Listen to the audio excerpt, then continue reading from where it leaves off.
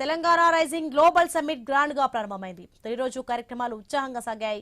CM Revanth Reddy, కేంద్ర మంత్రి కిషన్ రెడ్డి, ఉప ముఖ్యమంత్రి బట్టి విక్రమార్క సహా అన్ని రంగాల ప్రముఖులు హాజరయ్యారు. అక్కడ ఏర్పాటు చేసిన స్టాళ్లు ఎక్కడుకున్నాయి, ఆ డీటెయిల్స్ మా ప్రతినిధి స్వామి అందిస్తారు.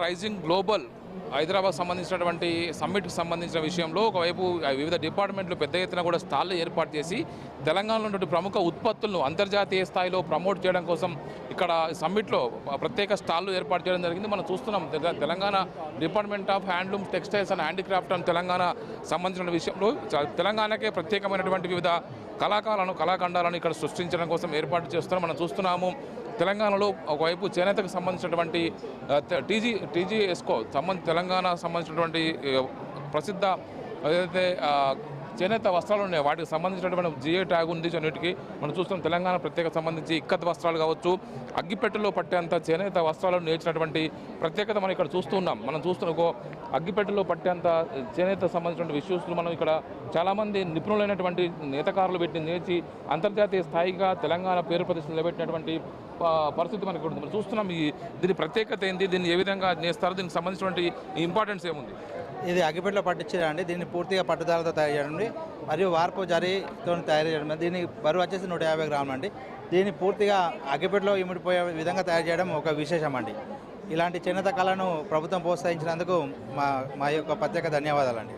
హైదరాబాద్ నగరం అంటేనే ముత్యాల నగరంగా ప్రసిద్ధి. అలాంటి ముత్యాలను కూడా ఇక్కడ ఈ స్టాల్లో ఏర్పాటు చేయడం జరిగింది. ఇక్కడ ఒకవైపు బిద్రీ ఆర్ట్స్ కావచ్చు, మరోవైపు అనేక రకాలైనటువంటి ప్రముఖమైనటువంటి చేనేత సంబంధించిన వస్త్రాలు, గొల్లబామ వస్త్రాలు, మరోవైపు పోచంపల్లి ఇక్కతు, గోల్కొండకు సంబంధించినటువంటి ఇవన్నీ ఇక్కడ ఏర్పాటు చేయడం జరిగింది.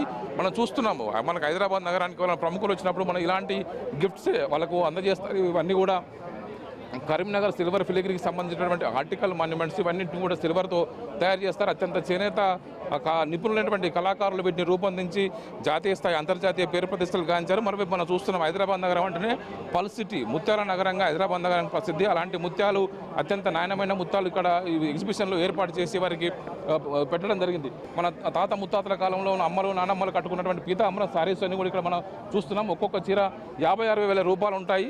ఇది సిల్వరు సంబంధించినటువంటి థ్రెడ్స్ తోటి వీళ్ళు నేస్తారు. దీనికి సంబంధించి ప్రత్యేకత ఏంటి సార్? దీనికి సంబంధించి సార్ దీనికి ప్యూర్ సార్ ఇది సిల్వర్ జరీతో నేస్తారండి.